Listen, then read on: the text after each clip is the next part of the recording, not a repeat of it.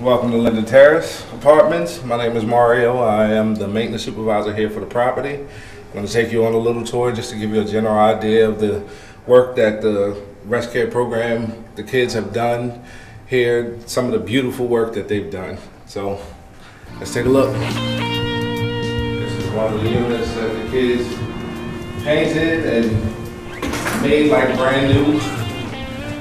We painted, pulled out weeds, we did different things in homes like put in outlets and take toilets out and put them back in, air conditioners, all of that.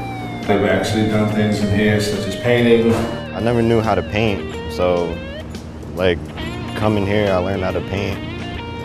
And working here just is something good to put on my resume for like school and jobs. Another general aspect of maintenance that everyone should know about is drywall. So I tried to teach them the basics of drywall work, quick patches and sanding and things like that. So these here are some of the examples of what they did learn, and they will be done today. So we've kind of only scratched the surface of what we can do with this project. There are boxes upon boxes. They've been out to Reservoir Park to see all the materials. There are a lot of materials to be digitized here. In different years, the 1950s and the 1800s and 1700s, I think, so. Of Harrisburg. Yeah. We are digitizing materials from the Harrisburg City Archives, materials that haven't been accessed in quite some time, and we are preserving them, and we're doing that in a couple of different ways. One way is using the high-speed scanner that you see here, and this allows us to take documents through. Now it is a challenge because very few archival materials can go through this scanner, but we have scanned municipal records. We've also scanned a very important document about the monuments and landmarks here in the city of Harrisburg, and we've digitized about 4,500 pages this way. So we've created a number of PDFs of important city documents for future research through this device right here. There are new documents, there are old documents as well, but it's all very important because this stuff hasn't really been accessible for a very long time in its history, really, and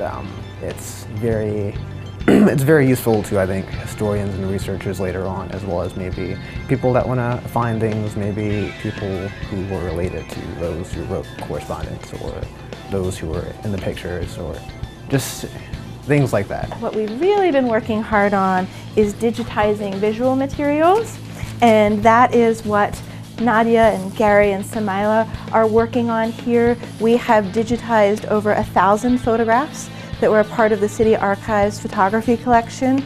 We've digitized about 700 postcards. We've digitized here in this box, we have a number of historic deeds from the 18th and the 19th century. So they had a chance to digitize these deeds. We also have 2 atlases here. We have an atlas from 1889 that they were able to digitize and take the plates, and again for future research and access. And then we're also working on letters and correspondence, and that's what Samila is doing here. He is actually, we're not only capturing them digitally, but he's actually transcribing those letters for future researchers. I kind of started to want to find ways to use technology, or more technology, to make our process faster and more efficient. So that's when I started looking at databases and things that we can use to catalog the information that we're getting. And so I found a front end called Omeka, and so that's what we're running off of now. And so most of my work consists of checking the database and making sure everything's backed up and helping catalog that information. We're organizing that data, and this is the start of that process. And Jure over here is using a program called Omeka to actually enter what we've captured digitally into that system and to tag it so that it is easier for future researchers to access. And this is just the start. There's lots of other materials for us to work on and to digitize, but we're making a dent in this process. There are various things, actually. There's pictures of houses, people, government buildings. We have lots of documents of letters, personal correspondence, confidential letters from Mayor Reed to various places and things like that. We are actually going to have some meetings going forward with local universities about how we are going to provide access in the future. Right now the Harrisburg City Archives has a very limited site, but we want to in the future have digital exhibits and to be able to have this more accessible to the public. So that's part of this project, is brainstorming not only with the students but other members, other faculty members from local universities about how we can share this with the public in an innovative way to really do something unique here in Harrisburg.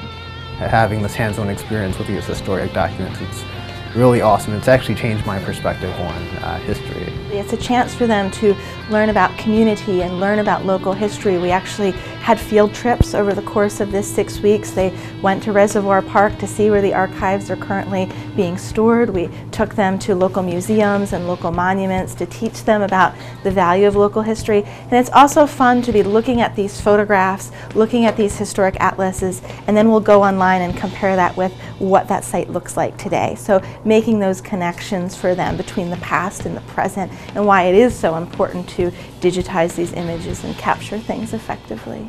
This team is launching a soft opening on their store today, Urban Expression. Welcome to Urban Expression. Come check it out with me. Here we're having live music from local artists, and we have refurbished furniture and sculptures and local artists' art. We also have dancewear from Dance Skin. For years and years in the arts and culture realm, Jump Street's had a lot of success and a lot of joy doing arts-based workforce development.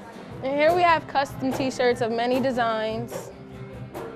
We're working on real unmet needs, like the city digitization project is largely a project that wouldn't get done. It's not in the city budget. But with the wheelhouse resources, we bake in the student wage, we bake in the private sector training. All of a sudden, it's a lot more affordable for an IMR Digital to come along and do a low-cost lease and get involved with training the students on the gear. And voila, you got an unmet municipal need being met as a piece of educational enterprise. So we're flipping the script on that. We got needs all over town, but town is a beautiful, city of Harrisburg is a beautiful campus to learn. So we're turning unmet need into campuses to learn.